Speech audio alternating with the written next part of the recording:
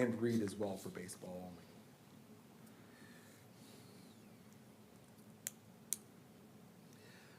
Part of our reservations do include ball fields, shelters, and courts. Currently, this is how our reservations sit right now.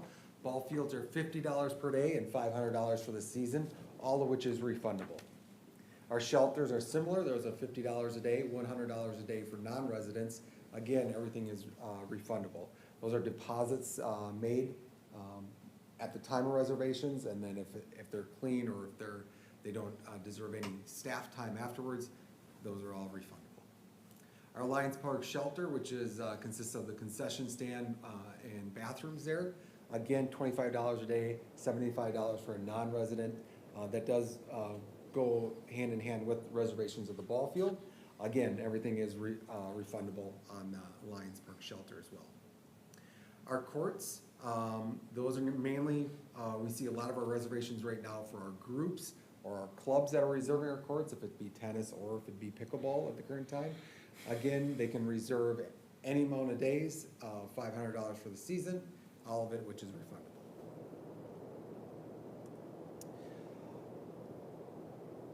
Just one thing to add with the ball fields is we do have the lighting policy as well. We do have lights on our pickleball courts as well as our fields, VFW and Lions. Those fees I did describe in April, but I have in a later slide as well. But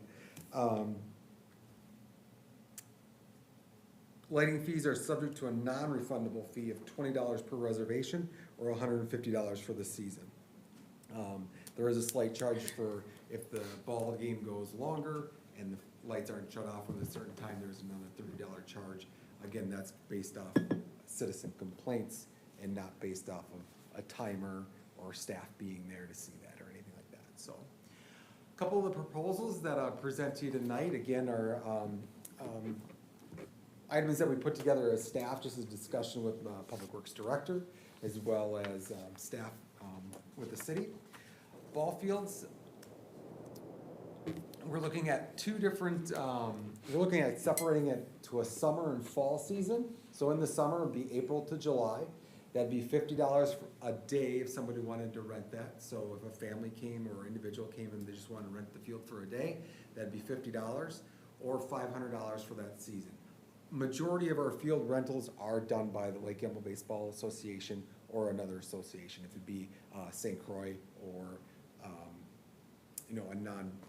a for-profit agency in the fall. You'll see that more in the fall than a for-profit agency that's just baseball related, renting the ball fields. So splitting those into two seasons will kind of separate that from the nonprofit versus the profit organizations. Again, same price versus fall.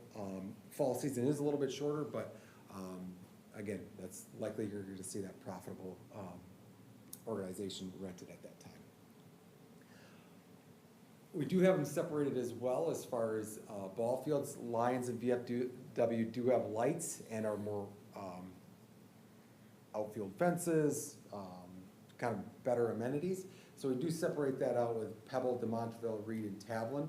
Those are just going to be your red ball infield clay fields, no outfield fence, normally not lined, bases aren't there, so a lot of times those clubs are providing that those amenities for that field. So reduced price for those, again, they don't have irrigation either, so we're looking at $250 for this season, because again, we are seeing them rent those all the way from April to July for those regular seasons again.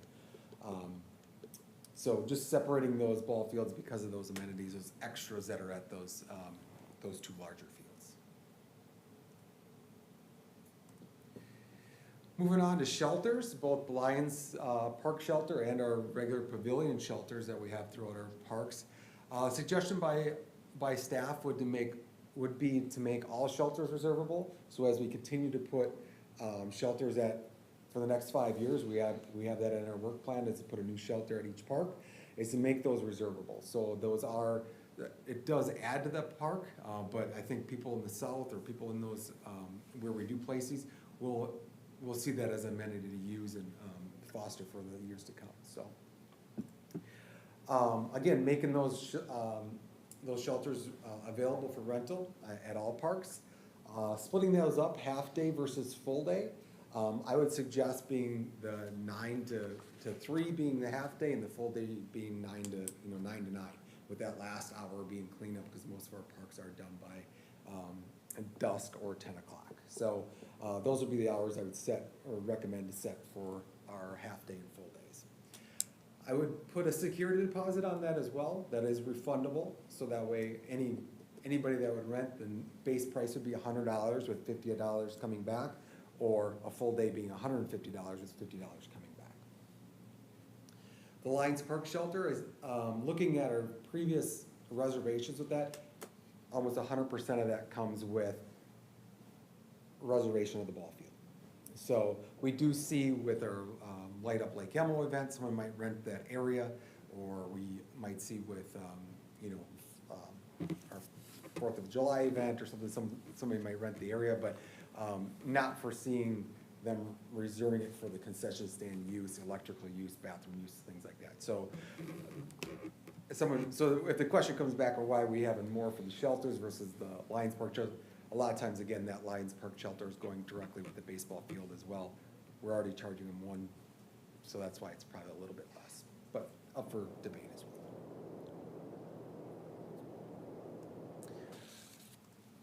Courts, well, this can get kind of tricky, and my description here is going to be open for discussion. I think we'll have a lot of discussion on this one. I think the biggest thing, the biggest complaints that we have are I shouldn't say complaints, but just the communication from staff or the community, is the amount of reservable courts. Currently, right now, a club or organization can come in and they can reserve the whole area. So Lions Park, all 4 of those can be reserved by the club, and so when that family or just a couple come down to play, all those are reserved.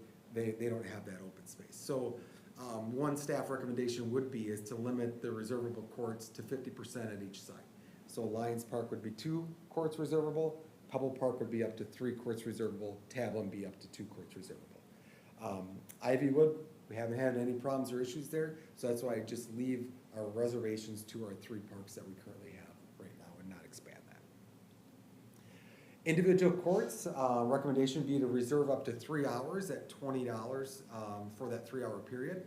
So if you were a family member with one reserve a court, you could call, you get one of the 3 reservable courts at Pebble, one of the 2 reservable courts at Lions, for a $20 fee. Groups or clubs that reserve for multiple days, this is where I think we could have a discussion on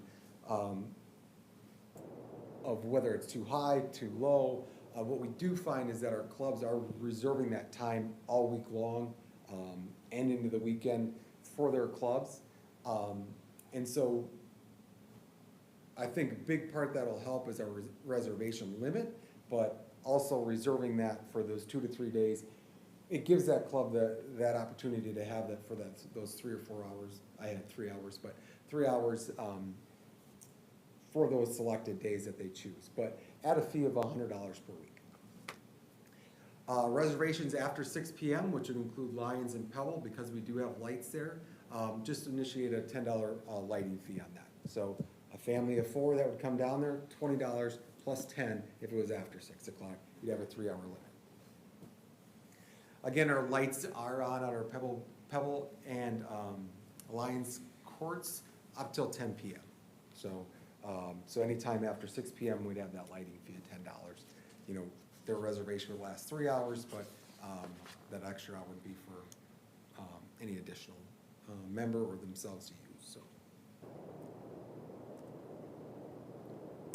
So fiscal impacts of this reservation policy, again, as I talked in April, our revenue in 2024 was $300, all of which came from our lighting fees from our baseball field, right? So again, that was a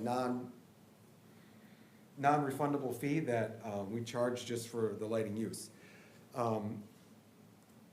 The cost of our lighting in 2024 was over $6,000. So we see not only, and again, that's not all incorporated with baseball. We do have the hockey rink, we do have the pickleball courts. Apple sites, you'll probably see a higher lighting cost at Lions, just because it's more fluorescent versus the new LED lights that we have at Pebble. So, but we will see that price probably pretty consistent from year in, year out, all the way through. So, I'm not trying to get all the fees back, but at least to help pay for our continued maintenance on that. As right now, we don't have lights working at VFW, our electricians in tomorrow to fix that. So all that does incorporate money or costs throughout the year as well, just to keep the upkeep with it. You know, just some other fees that we have. We do have contracted services for our lawn care for all of our fields. You know, it does come out to be about over $4,000. Our irrigation, we are upgrading that irrigation right now. With time and labor with our staff, you know, you have your weed and feed, irrigation, you know, that's the cost of water as well. That can be up to $16,000 in 1 year. So you're irrigating both fields, you're keeping that system going. Just parts, labor, fees, you know, you have a backhoe out there digging up the line that's broken, and just replacing some of those needed things. We'll eventually have that into it. So that's not gonna be an expense every year at that cost, but that's what we're foreseeing at this time with not having run that in the last several years because of our water reductions over the last few years. So in order to keep our courts up, resurfacing, so when we did the resurfacing of Pebble and Tablin in 2024, when they actually opened them, we reached out to our resurfacing contractor at that time, and it was about $7,000 for one tennis court. So if you look at our 3 courts in, you know, Pebble, you'd be looking at $21,000 to resurface that, and we'd be looking to do that in 5 years. So again, taking those into account as we, you know, we schedule our fees for our clubs, for our individuals.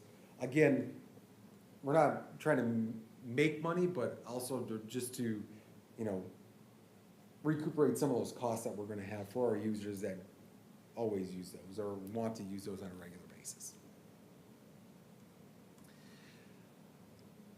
Overall, I think in an average year, you'd be able to incorporate about $3,000 in rentals from the baseball fields, you know, with 2 seasons at each, VFW and Lions. I mean, that could incorporate up to $2,000 there. Your Reed to Montreville, Pebble, I think you could get that $250 for at least 1 season in there.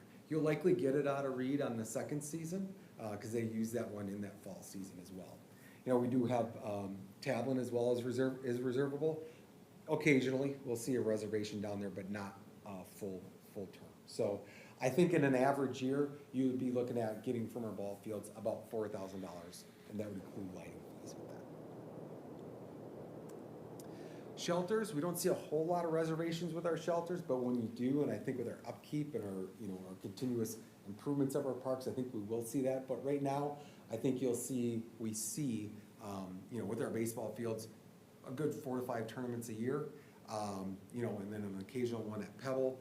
We might see $500 to $700 a year in income from our shelters. Courts, just based off of this year, you know, you're looking at approximately 28 weeks of available play from the time we put up the nets until we take them down about the week of Halloween, with, you know, up to $500 lighting fees just with those people reserving after 6 o'clock. You would be looking at probably around that $4,000 to $5,000 a year, just in reservation fees of that.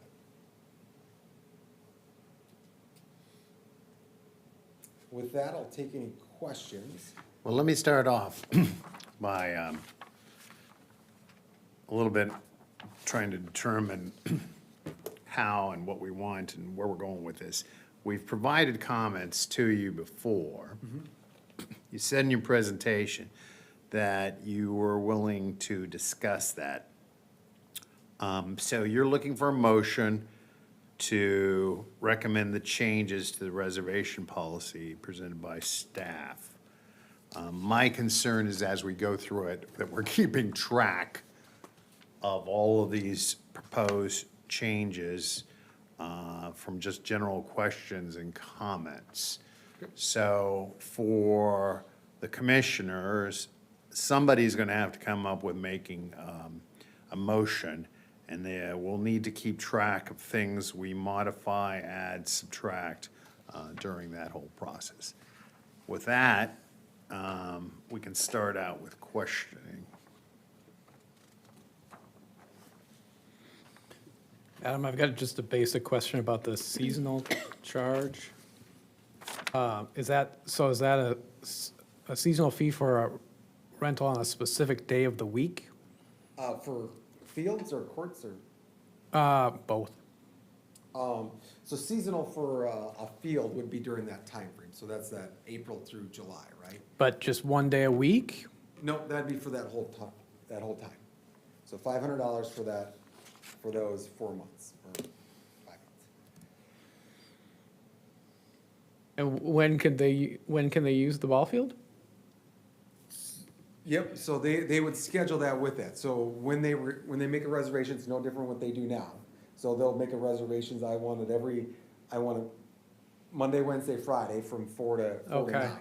Okay. And that'd be a seasonal, because Okay. they're reserving it from April until July. Okay. I mean, they're not handpicking. So it still weeks. could be every day, maybe it's not every day of the week, but like you said, Monday, Wednesday, Friday.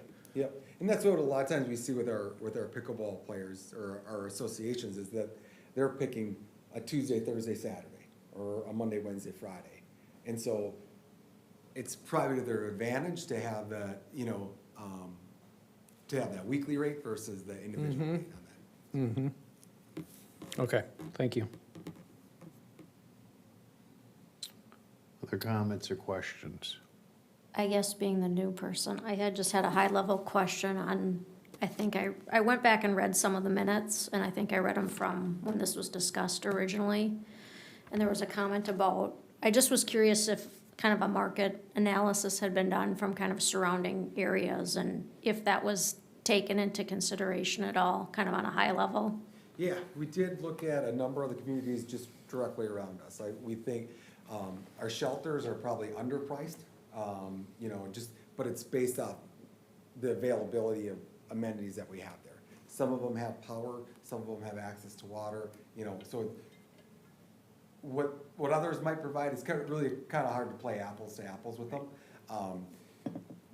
But then also what our level of service is as well compared to what other communities might be. So, we don't have a full-time staff that's coming in, prepping the cook, the grill, or, providing wood or whatever it might be, right? So we're providing trash and a clean environment to start with, and, up to 2 picnic tables potentially, right? So that probably is the hardest thing to gauge from community to community to find that exact same item. But as far as like courts and ball fields, I think we're probably right in line with what our neighboring communities are doing, so. Just one thing along that same line, I've got Oak Park Heights shelter thing right in front of me, and the prices that we charge and they charge and the deposits are all about the same. The one difference is they don't charge for shelters they distinguish a lot between resident and non-resident. Yeah. Okay, so I see that a little bit in ours, but they seem to make a bigger, Yeah. it's $100 for a non-resident, and that's just the fee, where it's nothing for a resident. Yeah, on the shelter side of it, I did consider that, and we had that in the past one. I took it out of there on the basis of, one is our priority listing, Right. first of all, we're gonna look at our priority listing when we schedule those to begin with. But then second of all, we weren't seeing a high number of reservations where we were competing resident versus non-resident. So that's why I was like, well, I'm more on the aptitude of like, let's get people to use them, pay the fees, and continue the use of it, and maybe down the line, if it becomes an issue, we can always. Right, as we add in the more shelters and do some things like that, I think we just need to keep that in mind, in the comparison that the commissioner asked for, or asked about, that's one of them right there. I think Oak Park Heights also has newer, better Yeah, a lot of theirs will have bathrooms, like Yeah. Woodbury's the same way. A lot of them will have bathrooms, a more common space with shelter, with tables, with chairs, things like that. So, yeah. We'll get there. We'll get there. Other questions? Yeah, thanks, Adam. I've got a question for you. So I'm aware, as likely the other commissioners are, of reservation challenges at Pebble Park. Have you fielded or Marty fielded complaints about Tablin and Lions Park? So, Lions, yes. Okay. And that was probably a lot more previous before the new courts. Yep. But currently, right now, with one court down at Lions, we do see that as well. We see that the complaints of, or the questions of like, if I brought a family member down there, you're telling me that it's reserved and not, we gotta wait, or we're not even allowed to play. So those are the things we do field there. Tablin, we don't have much of any conversation or complaints there. Okay, great. I guess where I was going with this is just thinking about the 50% at each site. Maybe like up to 4 courts could be reserved at each site, which would be 100% at Lions, 100% at Tablin, and leaving some open at Pebble. But if you're fielding complaints at Lions and, you know, it just seems like it might be hard to play with just 2 courts reserved if you have a standing group or something. Yeah, I think with the updates that we'll see next year with those courts, I think Yeah, people will use- come back down because they want to be close to the downtown amenities again. Yeah. Or it's just a quick access, quick walk, right, from Easton, you know, those downtown areas, or even our new North Star development, right? So I think you'll see those people venture down there because it's a quick walk, easy walk to it. So I think we'll have a lot more competition there again. And Ivywood just figures it out? Yeah, they do. There's a lot of wind at Ivywood, so it kind of limits days to play there. Such an open spot.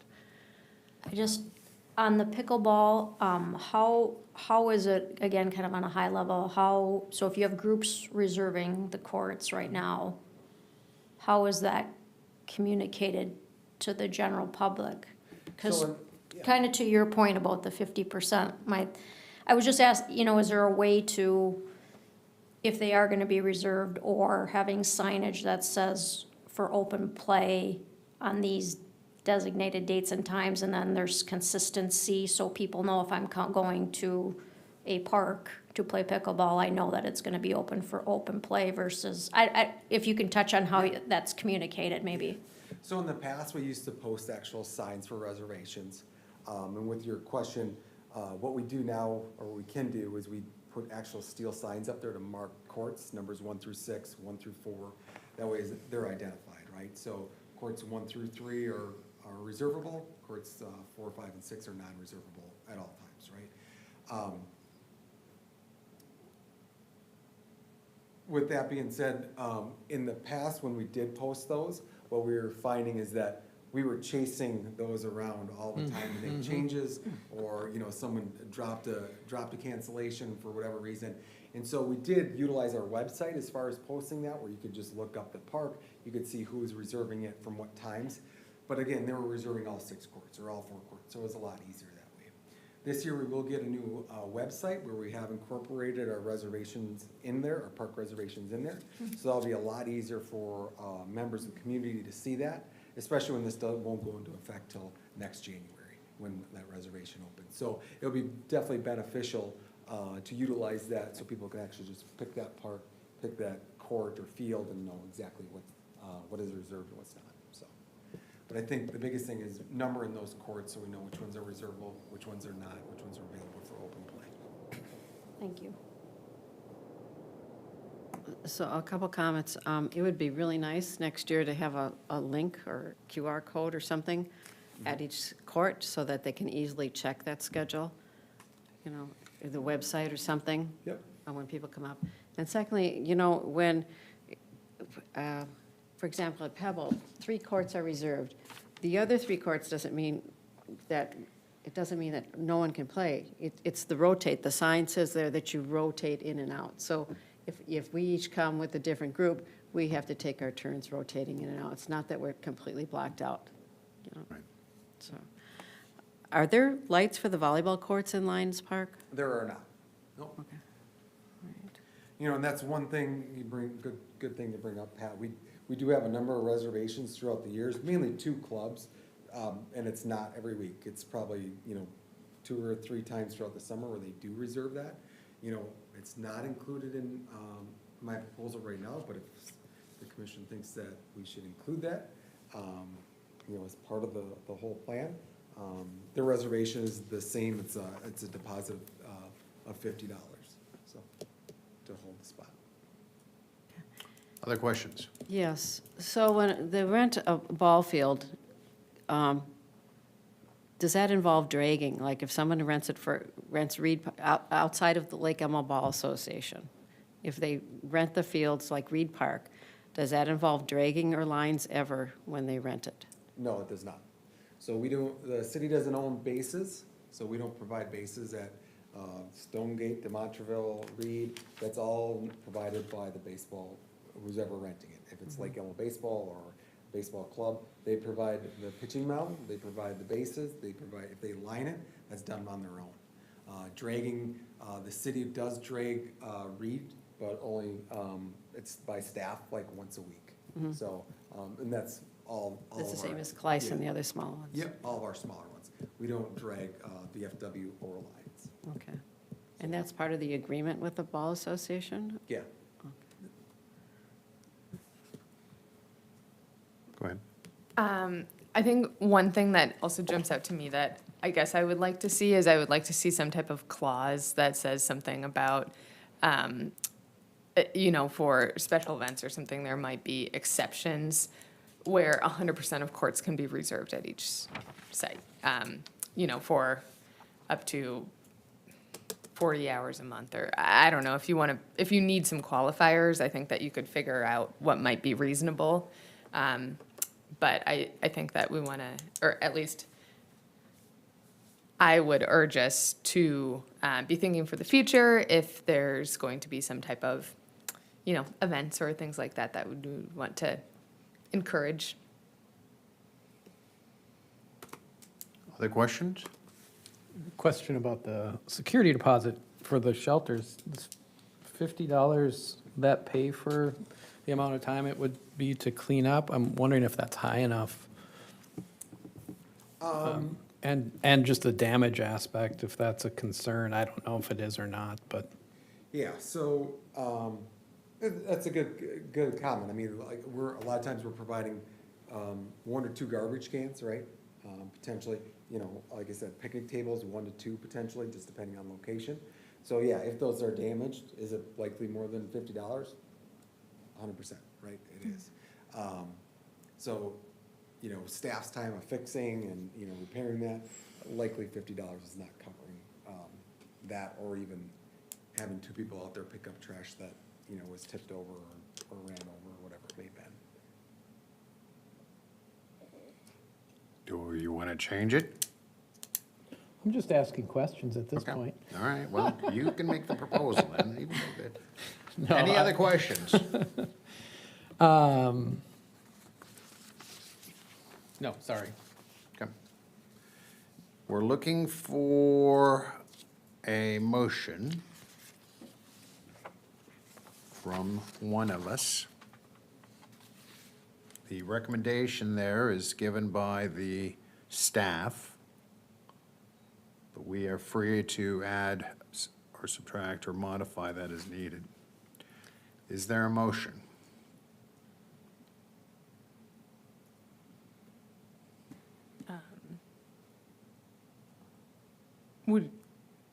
Would we be able to discuss that as a commission? That's the before? way it goes. You make a motion, and then we discuss it. Were you asking if we could discuss in advance of a motion? I was. Well, you really shouldn't, but We regularly do. we regularly do. If there's something you'd like to discuss, yes, discuss it.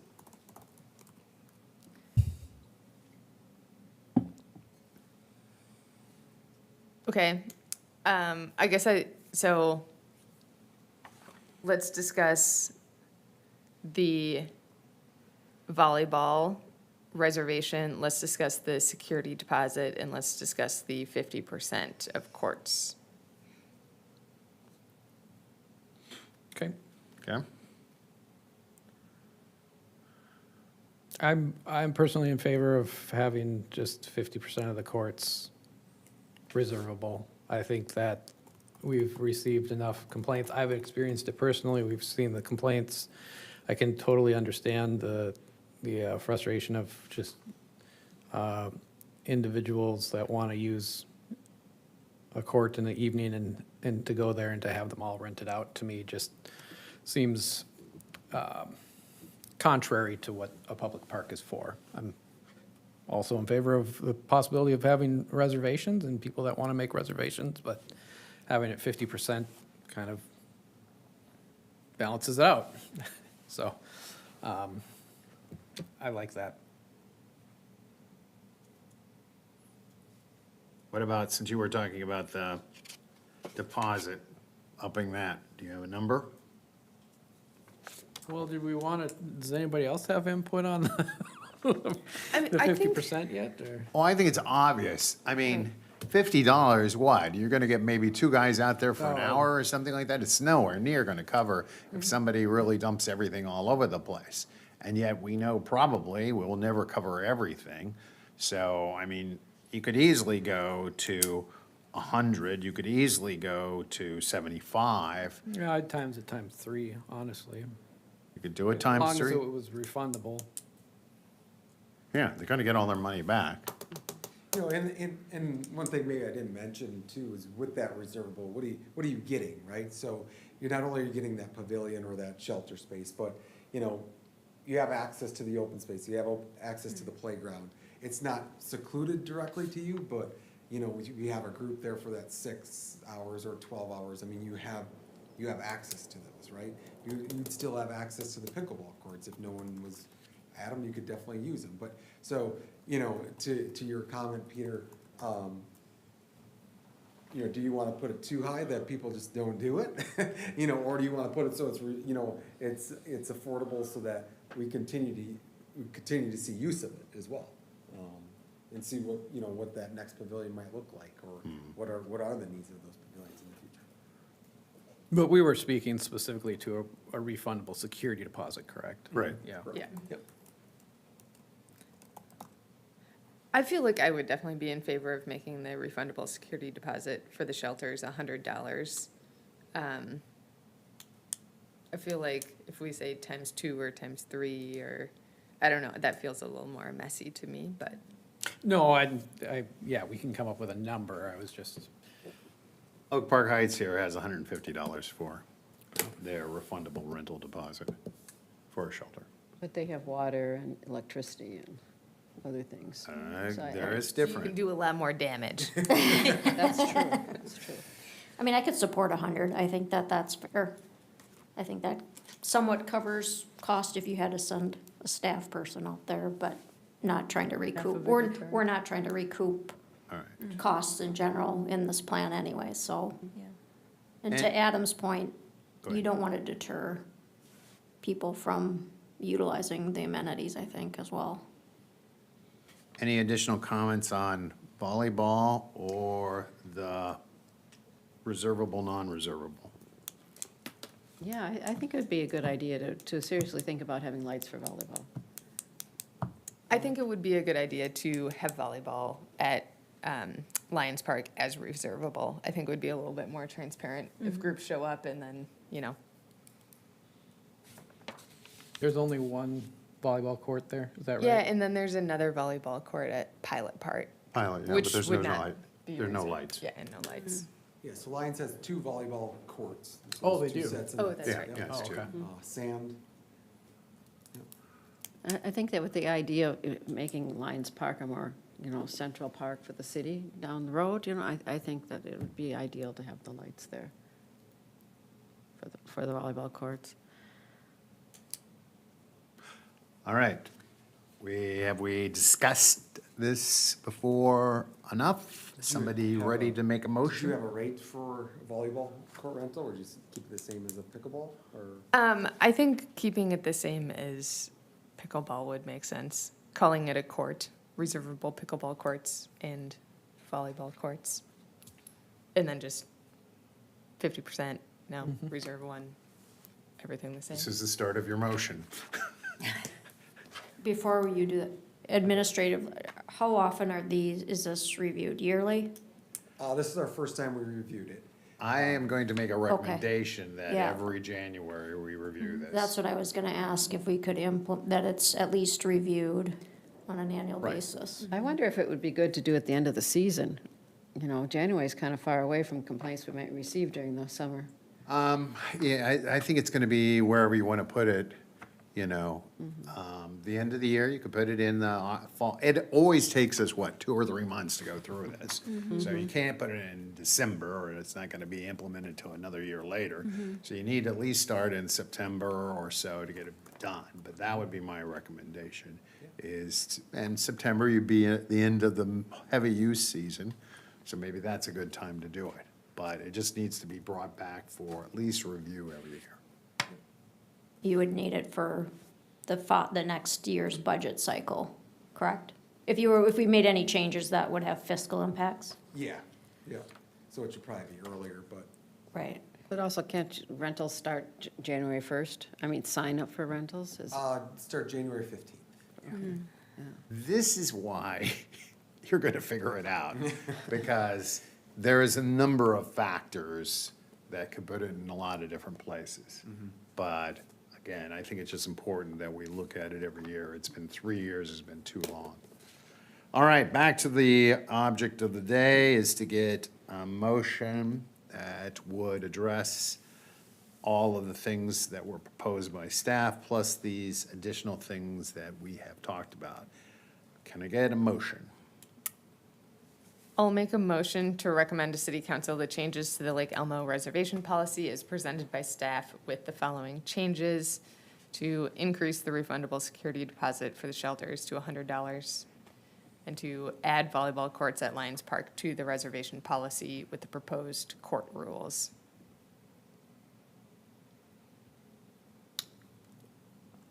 I would second that.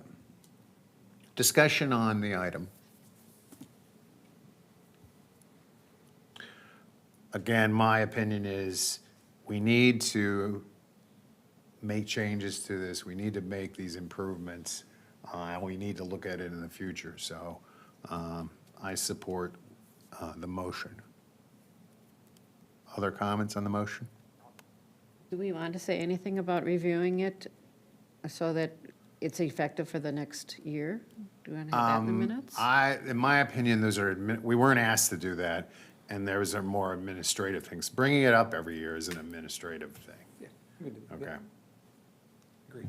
And when you present it to the city council, I encourage you to bring that up, Yeah. that we plan to look at it, review it in some sort of fashion every year.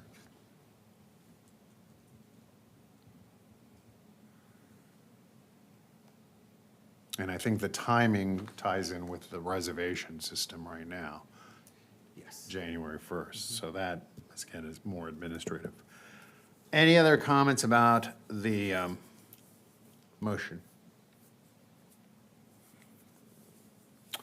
If not, all of those that are in favor of the motion, does anybody need it reworded, reread? Indicate by saying aye. Aye. Opposed? Good, good discussion, it was good, good thing. And it's a good thing you guys brought it back here, we need to look at this thing. There are other aspects, other than just the money aspects of that park usage policy, which when we brought it up for discussion, we had in there too, so. Yeah, Peter actually brought up just changing some of our verbiage or conditions or our rules in our parks as well. Right. And there's a number of things that are very common that you see not only in public places that aren't in our policy or in our rules right now. So yes, we can review that as well. Yeah, that's what I noticed, some of our parks have like park rules signed. Well, are those exactly what we've got in the policy, or are they different? Like the dog park. Right. Okay, so, yeah, that's another good reason to review this policy on a yearly basis. All right, we're off to talk about Tana Ridge. Just for our new commissioner, we periodically talk about upcoming parks that are potentially needed, I guess, for looked at periodically. We go through and talk about those. And it is a very good time for us to go out and look at that park and talk about things that we could potentially add, subtract, or do for that park. And did I get that right, Adam? Yeah, so initially started, when we started to review our playgrounds, when I Right. actually started here, we started with Gleis, Pebble, and Tablin, right? And so, I think staff or commissioners found it very fortunate to actually get out to the parks, because we had a number of new staff. Our members on the commission actually got out to the parks to see where they're actually at, what's there, what they see, what comments they're getting back from the community. So it was definitely just a way to kind of get out there, review those parks, know what's there, so when you are asked the questions, you got a good answer, right? And in theory, since this goes out in the weekly email to residents, they could see that if that's their local park, and they could show up and provide comments. We've had periodically people show up and provide comments on their neighborhood park. So now, everybody, we talk about Tana Ridge. Yeah, so, yeah, and with that being said, I did reach out to the Tana HOA too, just let them know that we're having the discussion. No decisions being made, but just getting feedback of potential upgrades there in the future, or what's there that needs repair, or, but did reach out to them as well, just for that information. But with that being said, again, we review our parks as part of or just kind of a yearly thing, or walking through our parks and getting to better understand them. Just a little bit about Tana Ridge. It's located in the Tana Ridge development and connects to the Fields of St. Croix Second Edition. This 9.1 acre park consists of a playground set, which was constructed in 2005, a soccer net, and a ball field. Parking is limited to several parking stalls and street parking only. A public trail connects Tana Ridge to the development to the downtown area. Tana Ridge is classified as a neighborhood park currently, and in our recent Parks Master Plan. Of the 27 city parks, Tana Ridge is our 10th largest park, again with 9.1 acres.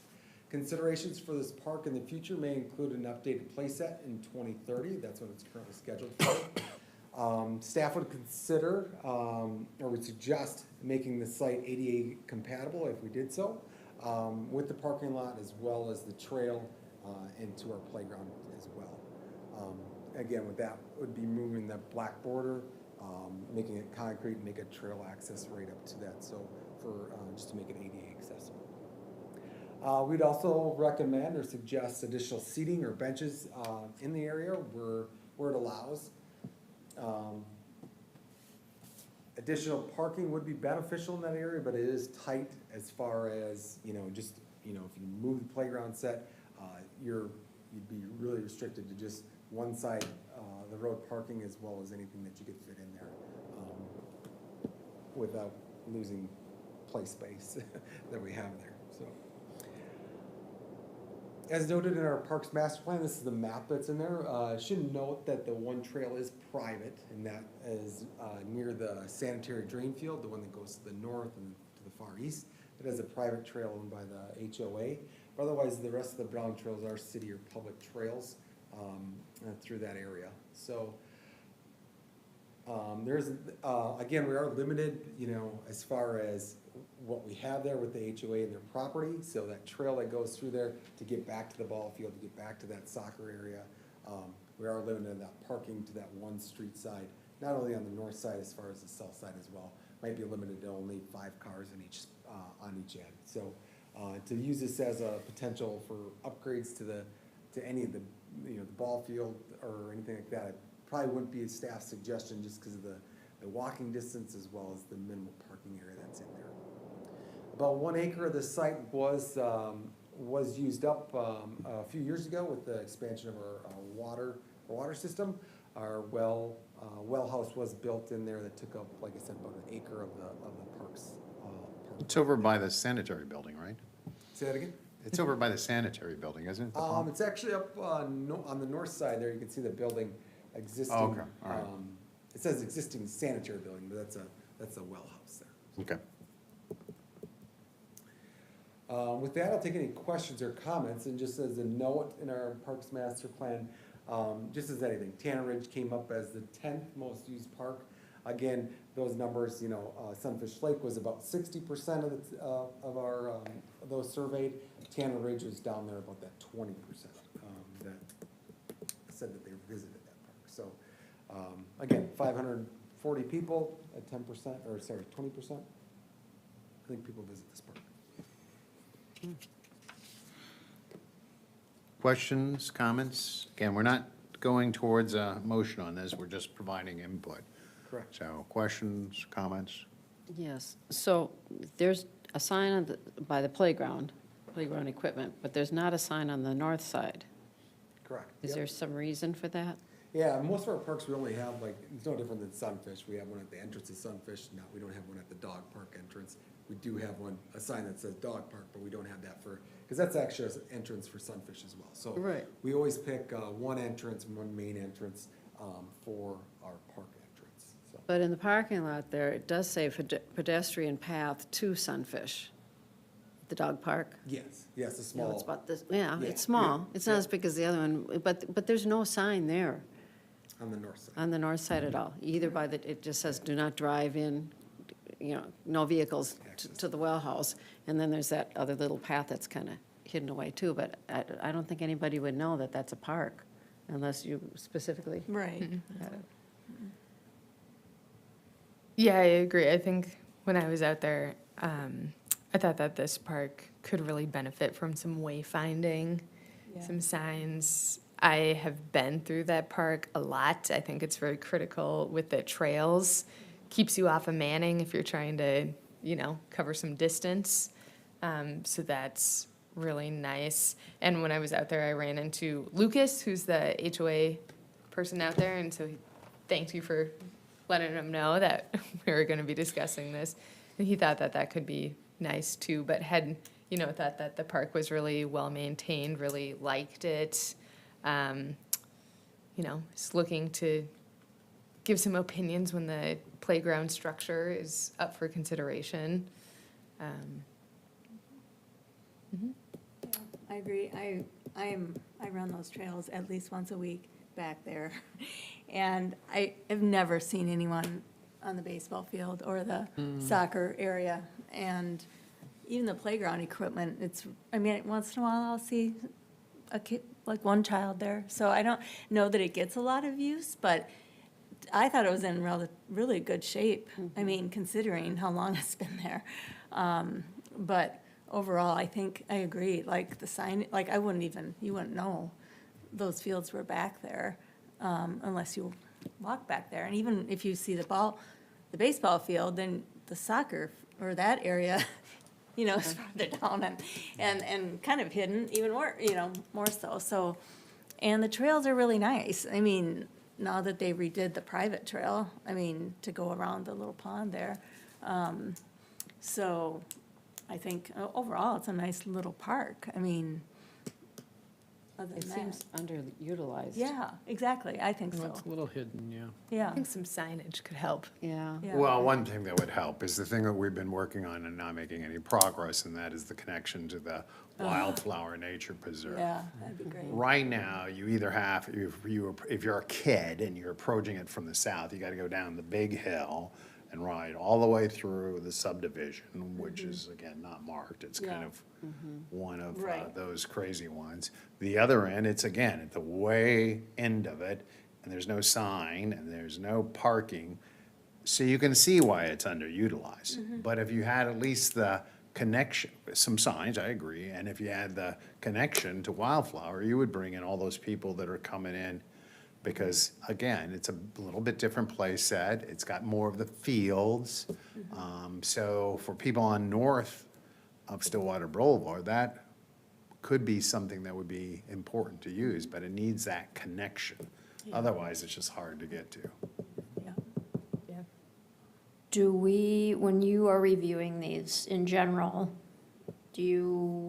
what is the process eventually for just community engagement, looking at demographics of where the park is? Kind of to your point, if it's underutilized, not utilized?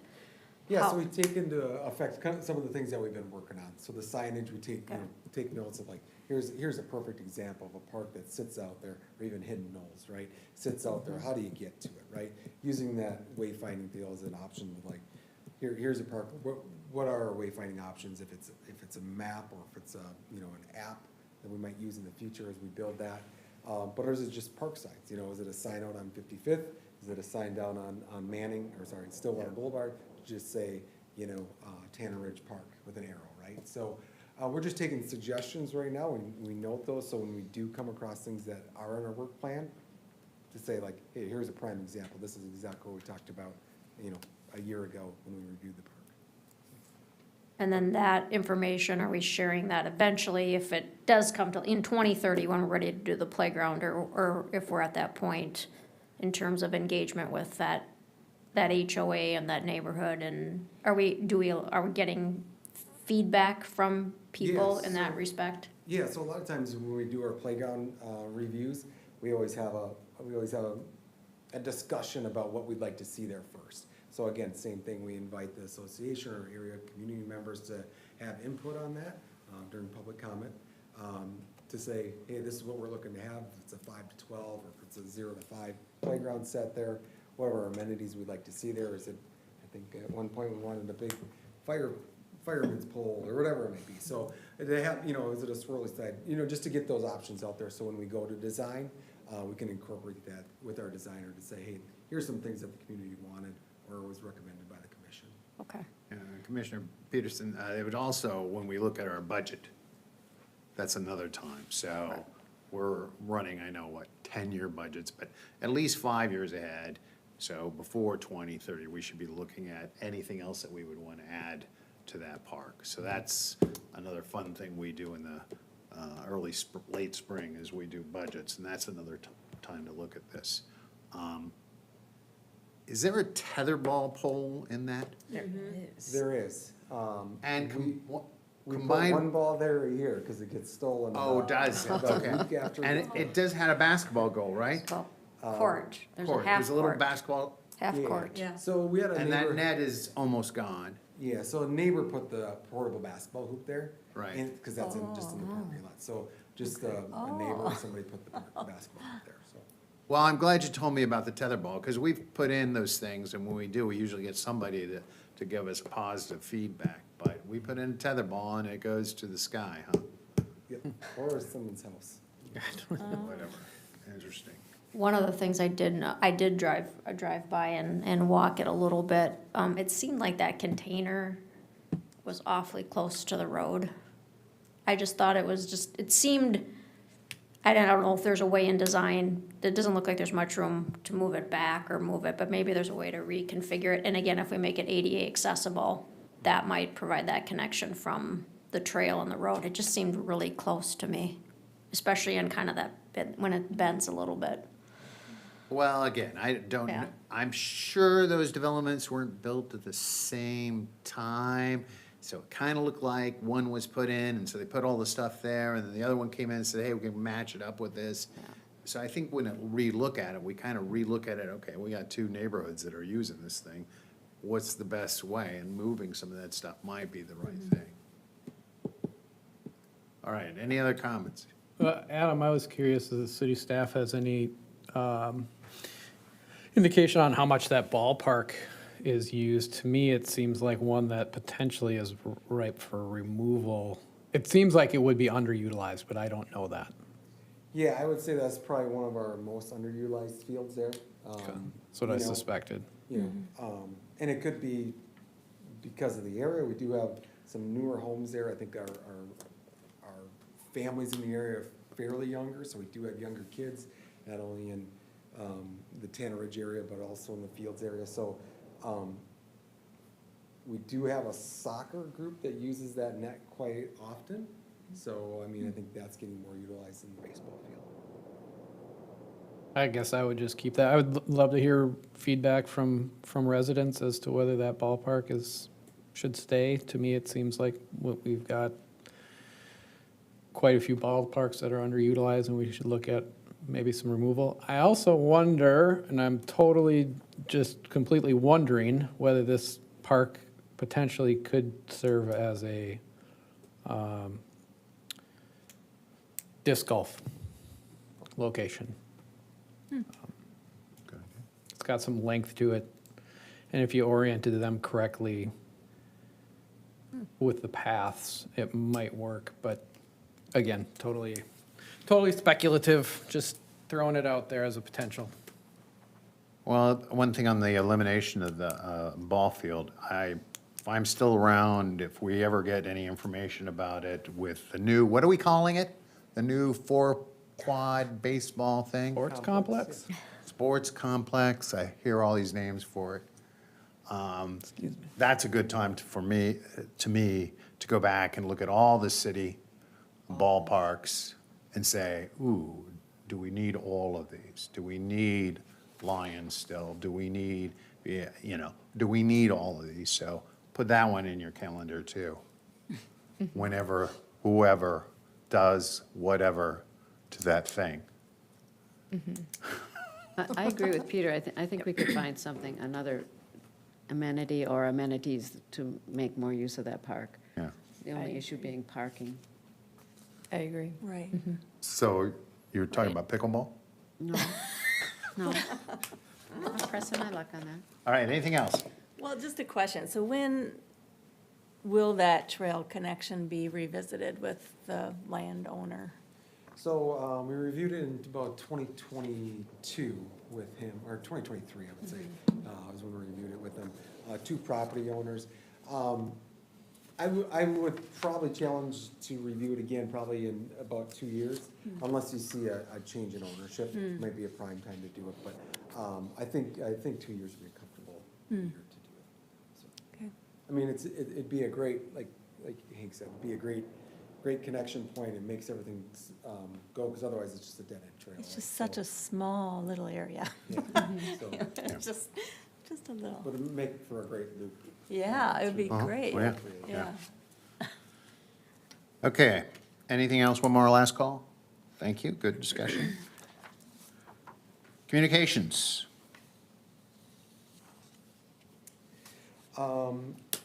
Place Park, we know that just here in since our last meeting, Place Park, the playground is complete. Staff did do some additional groundwork up there to reseed, and so you'll see that come back in here nice. We've had a lot of good compliments regarding it, so kudos to the group here as far as what we chose and what was put there as well, so. Sunfish Lake parking lot, we did complete that in the last month as well, just widen that out. We'll see we did have some extra wildflowers that we did put on our black dirt on the end, so we'll see how that grows this year as well.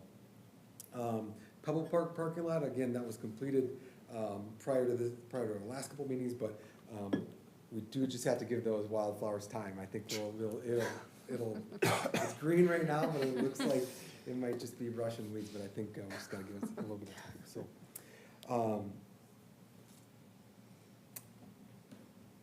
In the next month here, I think before our next meeting, we'll have new asphalt trails to all 3 of our playground equipment. So what we just completed at Clay's, we'll have a new asphalt trail that goes down to that, as well as our Pebble parking lot and our DeMontreville parking place set too. So I'll put all 3